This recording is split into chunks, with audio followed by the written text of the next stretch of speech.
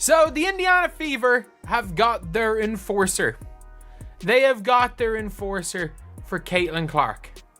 And I'm not gonna lie, like, when it comes to Caitlin Clark and their enforcer, last year everyone was talking about them needing an enforcer. Remember when Caitlin Clark was getting pushed around on the court, soaking up all those flagrant fouls? Well, those days are over, folks. The Indiana Fever just signed not one, but 2 enforcers to watch Clark's back. The closest thing they had was Erica Wheeler. That was the closest thing they had for someone to defend Caitlin Clark, was Erica freaking Wheeler. Maybe Temi, but Caitlin Clark was getting hit a lot. She was getting hit a lot early, and they needed their Charles Oakley. Natasha Howard and Sophie Cunningham are coming to town, and they're not here to make friends with Clark's bullies. These 2 are bringing a whole new level of toughness. Clark's bullies are about to learn some hard lessons, and they've been put on notice. Want to know how these 2 are going to transform the Fever and defend Caitlin Clark? Let's go. Sometimes you need one of those players on your team. You need one of those enforcers. Every good player, by the way. Every good player, every good team that is a super duper star. Most of the time have enforcer type players. Picture this. Caitlin Clark, the basketball sensation we've all been waiting for, steps onto the WNBA court for her rookie season. The crowd's buzzing, expectations are sky high, and everyone's ready to see her light it up. But instead of a warm welcome, what does she get? Elbows, shoves, and some seriously dirty plays. What's going on here? That's all I see. They try so long to get respect for women's basketball, and then they treat it like a junior high school girl's locker room. Junior high school girl antics on the court. Let's break it down, because this isn't just your average case of a rookie welcome. Clark faced a barrage of physical play last season that went way beyond normal competition. We're talking hard fouls, cheap shots, and moves that had no business being on a basketball court. It was like watching a wrestling match break out in the middle of a game. But here's where it gets wild. Clark wasn't just getting knocked around, she was a target. The stats don't lie, folks, and they're painting a pretty ugly picture. Are you ready for this? A whopping 17% of all flagrant fouls in the league were against Clark. That's not just bad luck or coincidence, that's a bullseye on her back. What little girl wants to grow up and play in a league where you're targeted like that? How do you sit here and profess and demand that everyone take women's sports seriously when you can't even take it seriously enough to not act like a junior high queen on the court? It's stupid. That's so dumb. It looks like a soap opera. And guess who was leading the charge in this not-so-friendly welcome wagon? The Chicago Sky. They were responsible for 80% of those flagrant fouls against Clark. Talk about holding a grudge. It's like they took one look at her talent and decided, nope, we can't have that. But why? Was it jealousy, fear, or just plain old-fashioned bullying? Whatever the reason, it was clear that some players in the league weren't ready to roll out the red carpet for the new star on the block. I feel like I'm getting hammered. One of the most shocking moments came courtesy of Diamond DeShields from the Chicago Sky. Picture this. Clark's driving to the basket, focused on making a play, when bam, DeShields sends her flying to the ground. The crowd goes silent. Everyone's holding their breath, wondering if Clark's going to get up. It was the kind of hit that had fans and commentators alike calling for someone to get tossed. But Clark? She picked herself up, dusted herself off, and got right back to work. Here's Clark for 29 points, gets tripped up. That's the thing about Clark. She's got ice in her veins. While everyone else was losing their minds over the rough treatment, Clark kept her cool. She didn't back down, didn't let it shake her game. After a particularly nasty foul from Kennedy Carter, all Clark had to say was, "That's just not a basketball play, but gotta play through it." Talk about mental toughness. I mean, that's clearly a foul, which was called. The question is, will they call it unnecessary? Kennedy Carter. While Clark is resilient, the front office knew they had to bring in reinforcements, and they sure did during the offseason. So who are these enforcers we are talking about, and how can they change the landscape of the team? Let's talk about the game changer that just walked into the Indiana Fever's locker room. Natasha Howard, folks. This isn't just any player. We're looking at a 3-time WNBA champion, an all-star, and a former Defensive Player of the Year. Howard's not here to play games. Well, she is, but you know what I mean. She's here to send a message. The signing of Natasha Howard represents a massive step forward for the Indiana Fever and their quest for a championship. In Howard, the Fever gain a 3-time WNBA champion, a Defensive Player of the Year, an All-Star, and a veteran with more than 300 games played. Remember how Clark was getting pushed around last season? Well, those days are over. Howard's arrival is like the Fever saying, enough is enough. She's not just bringing her skills, she's bringing a reputation that'll make bullies think twice before messing with Clark. Picture this. Howard standing next to Clark on the court. Suddenly, those opponents who thought they could rough up the rookie don't look so tough anymore, do they? Howard's been through the wars. She knows what it's like to fight her way to the top. Now, she's ready to fight for Clark. But all of that, and we haven't yet touched upon what Howard does best: defend. Howard was named Defensive Player of the Year in 2019 and has finished in the top 10 of the Defensive Player of the Year voting 3 times in her career.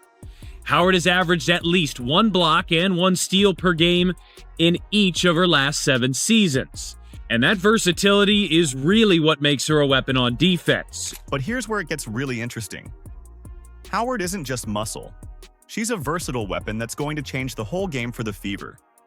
Last season, she averaged 17.6 points, 6.7 rebounds, and 2.9 assists per game. That's not just good, that's all-star level performance. And get this, she can shoot threes too.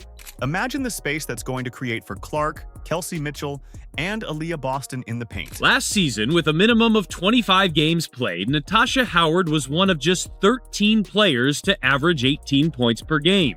She was one of 16 players to average 7 rebounds per game. And the list of players to average both 18 and 7 last year, short and elite. A'ja Wilson, Breanna Stewart, Napheesa Collier, Brittany Griner, and yes, Natasha Howard. Now, let's talk defense. Howard didn't win Defensive Player of the Year in 2019 by accident. She's a force to be reckoned with. Her frame and aggressive play style, that's going to make opponents think twice before driving to the hoop. And when it comes to protecting Clark, well, let's just say Howard's got a history of standing up for her teammates. But that's not all. Howard brings something else the Fever desperately needs: playoff experience. We're talking over 50 playoff games under her belt. That's the kind of leadership that can transform a young team like the Fever from underdogs to contenders. That wingspan and 6'2" height allows her to be disruptive defensively around the rim on opposing bigs too. In fact, Howard will enter the 2025 season 25th all-time in blocks in WNBA history. Are you ready for this? Howard's excited too. In her own words, "I'm excited to return to Indiana and bring my experience and toughness to the team. I want to help Caitlin and the Fever compete at the highest level." That's not just talk. That's a champion ready to make things happen. Here's the deal. Howard knows what it's like to be the underdog. She's fought her way to the top, and now she's ready to help Clark do the same. It's not just about protecting Clark from bullies. It's about showing her how to dominate the game at the highest level. Caitlin Clark was getting hit a lot. She was getting hit a lot early, and they needed their Charles Oakley. You've got that in Sophie Cunningham. Just when you thought the Fever were done making moves, they pulled another ace from their sleeve. Sophie Cunningham is coming to town, and she's here to put the bullies in their place. She will shake things up and make sure Caitlin Clark can focus on what she does best: dominating the game. There are so many videos of Sophie Cunningham just starting brawls. Now, you might be thinking, Sophie who? Let me tell you, this woman is a force to be reckoned with. A sharpshooter with a mean streak. Exactly what the doctor ordered for the Fever. And get this, the Fever traded away Nalissa Smith and the 8th pick in the 2025 draft to get her. Sounds crazy, right? Wrong. It's pure genius. Sophie Cunningham, in general, is just wild. Wild is the best word I can use to describe Sophie Cunningham. And it's carnage. It's carnage a lot of the time when Sophie Cunningham gets involved with anything. The amount of fights that Sophie Cunningham has been involved in is mental. Cunningham isn't just tough. She can shoot. We're talking 37.8% from three-point range last season. That's not just good. That's elite. Picture this, Cunningham and Clark side by side. One's a sharpshooter, the other's a playmaker.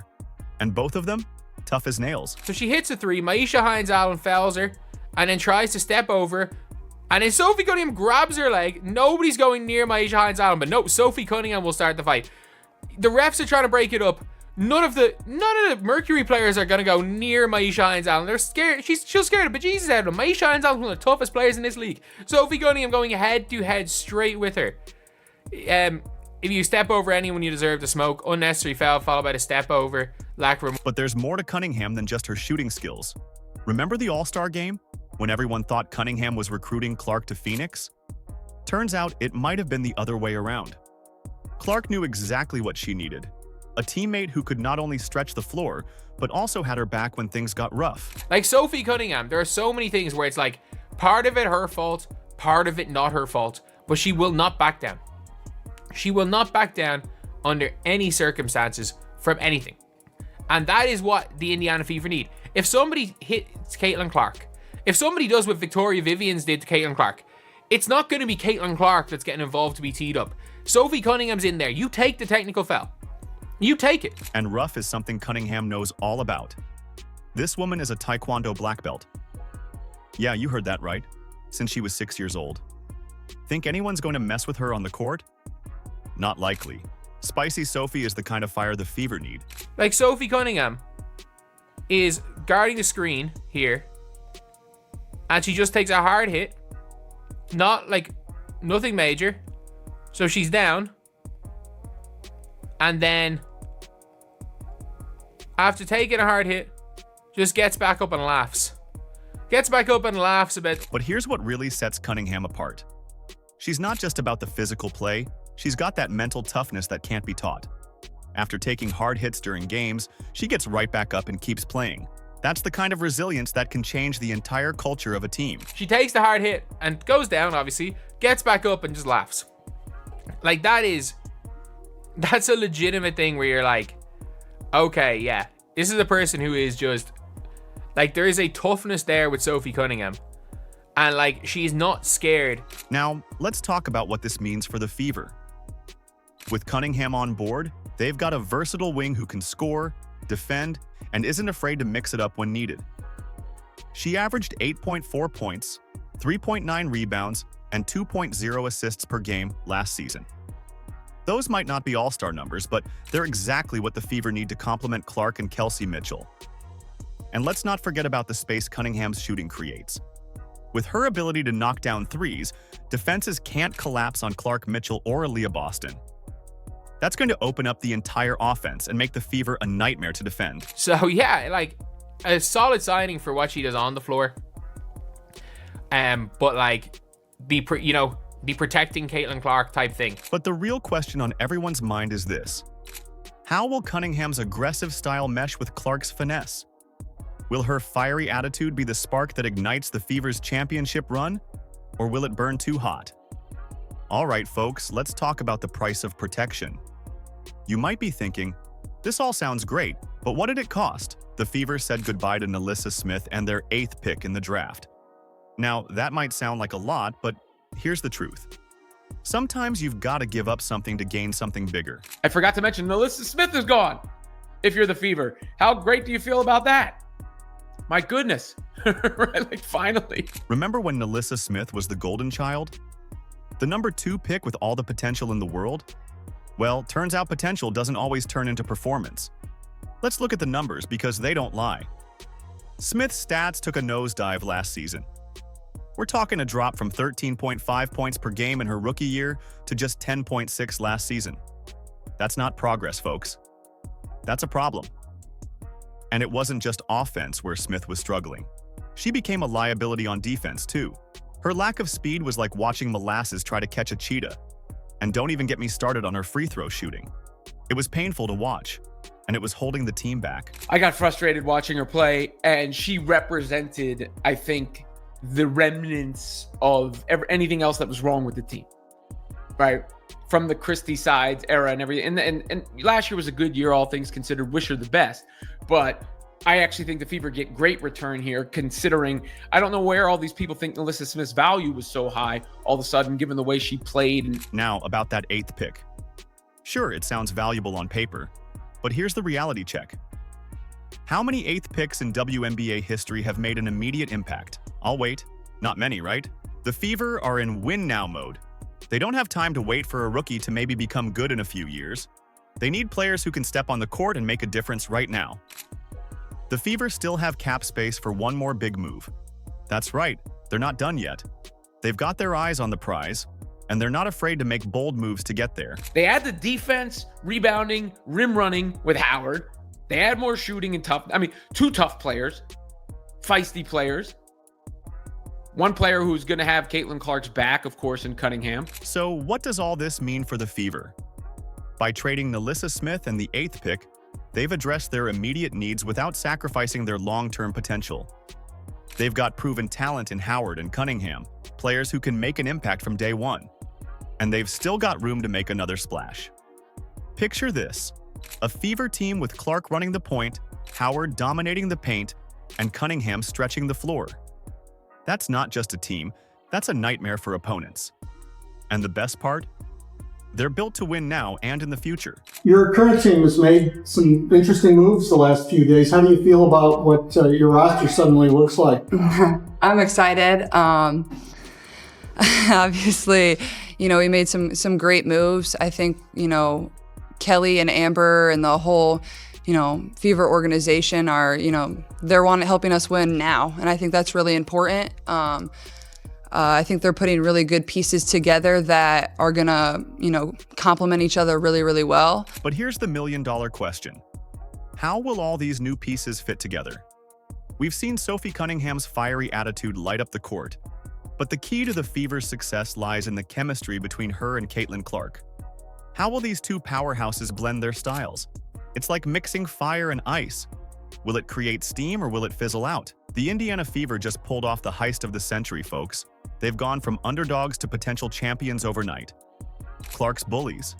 They're on notice. The days of pushing her around are over. The Fever aren't just building a team, they're creating a dynasty. Get ready, WNBA.